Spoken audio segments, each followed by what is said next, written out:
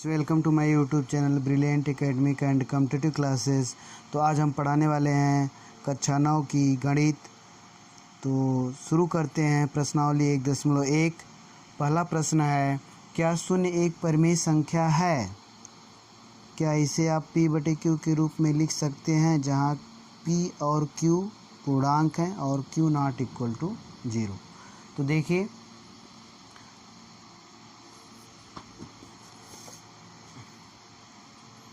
तो यहाँ पे हम प्रश्नावली शुरू करते हैं। पहले प्रश्न में जैसा कि मैं प्रश्न दिखाया हूँ, तो हम लिखेंगे हाँ, शून्य एक परिमेय संख्या है। शून्य एक परिमेय संख्या है। अब परिमेय संख्या है तो इसे p/q के रूप में भी इसे लिखा जा सकता है। तो इसको कैसे लिखा जा सकता है? 0/1। ये क्या हो गया? p हो गया, और ये क्या हो गया? q हो गया। Here q not equal to 0। यहाँ पे q 0 नहीं है। तो ये आपका प्रश्नावली 1.1 का फर्स्ट क्वेश्चन सॉल्व हुआ। अब सेकंड क्वेश्चन जैसा कि बुक में दिया गया है, देखिए, 3 और 4 के बीच 6 परिमेय संख्याएं ज्ञात कीजिए। तो मैं एक आसान मेथड बता रहा हूं, आप आसानी के साथ 6 परिमेय संख्याएं निकाल सकते हैं। देखिए, 3 और 4 के बीच पूछा गया है। 3 को हम क्या लिख सकते हैं? 30/10। और 4 को क्या लिख सकते हैं? 40/10। ठीक। तो देखिए, 3 और 4 के बीच परिमेय संख्या निकालनी है। इसका मतलब हमें 30/10 एंड 40/10, 30/10 और 40/10 के बीच परिमेय संख्या निकालनी है। ठीक। तो यहाँ पे देखिए, तो यहाँ पे हम लिखेंगे कि 30/10 या 30/10 मतलब 3 तथा 40/10 के बीच 6 परिमेय संख्या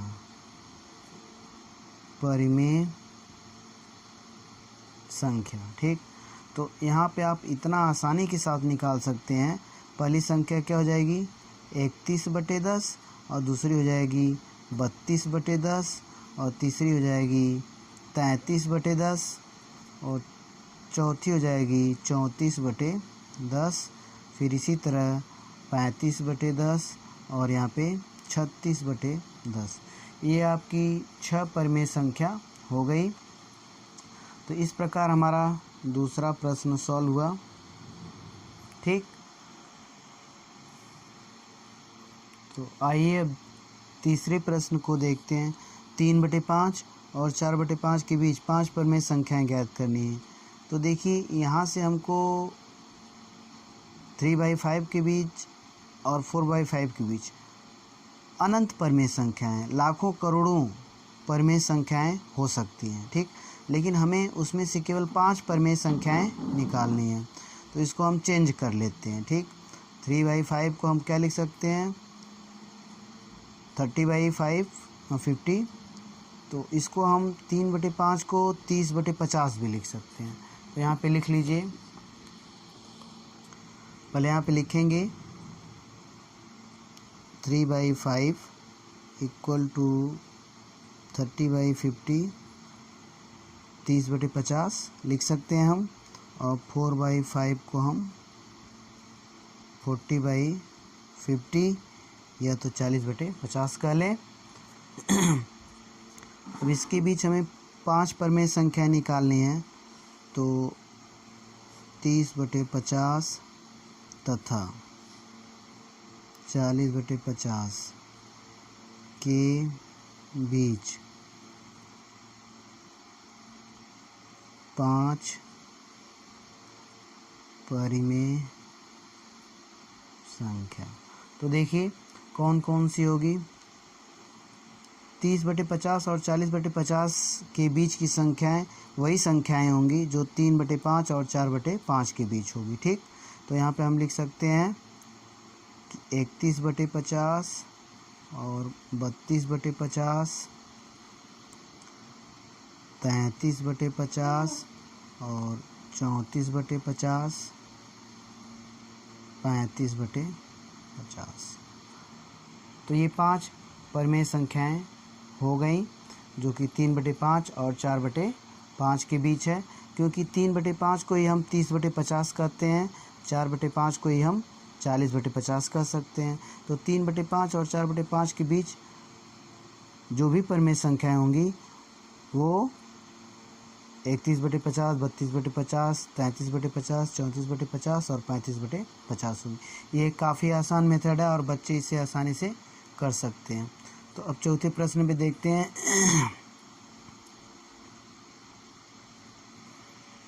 चौथा प्रश्न क्या है? देखिए, प्रत्येक प्राकृतिक संख्या एक पूर्ण संख्या है। तो देखिए, प्राकृतिक संख्या पहले जैसा कि पढ़ाया जा चुका है। प्राकृतिक संख्या क्या होती है? 1 है, 2 है, 3 है और 4 है। डॉट डॉट कर दीजिए। ये प्राकृतिक संख्या है या नेचुरल नंबर कह दें, प्राकृतिक संख्या। तो ये प्राकृतिक संख्या है। तो कहा गया कि प्रत्येक प्राकृतिक संख्या एक पूर्ण संख्या होती है। तो ये सही है, क्योंकि प्रत्येक प्राकृतिक संख्या एक पूर्ण संख्या होती है। और पूर्ण संख्या का सेट क्या होता है? पूर्ण संख्या में आप देख सकते हैं 0, 1, 2, 3, 4 ऐसे चलता है। ये पूर्ण संख्या हो गई। ठीक, तो आप देखेंगे प्रत्येक प्राकृतिक संख्या, ये जो प्राकृतिक संख्याएं हैं ये पूर्ण संख्याएं भी हैं। ठीक, तो प्रत्येक प्राकृतिक संख्या जो है पूर्ण संख्या होती है। तो इस प्रकार ये आपका सत्य होगा, सत्य। ठीक, सत्य। और दूसरा दिया गया, प्रत्येक पूर्णांक एक पूर्ण संख्या होती है। देखिए, पूर्णांक जो होते हैं, पूर्णांक यहाँ पे आप देखेंगे, पूर्णांक यहाँ से 0, -1, -2, -3 इधर निगेटिव सब होते हैं और इधर पॉजिटिव 1, 2, 3। ठीक, तो अगर ये लिखा गया है कि प्रत्येक पूर्णांक एक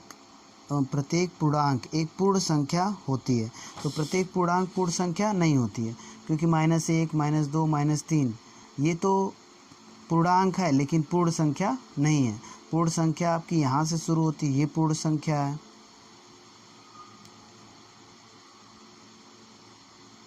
पूर्ण संख्या। और ये कहा गया प्रत्येक पूर्णांक, ये तो पूर्णांक है लेकिन पूर्ण संख्या नहीं है। ये भी कैंसिल हो जाएगा, इधर की जितनी संख्याएं हैं सब कैंसिल हो जाएंगी इधर की। तो प्रत्येक पूर्णांक एक पूर्ण संख्या नहीं होती है। तो यहाँ पे ये क्या हो जाएगा? असत्य।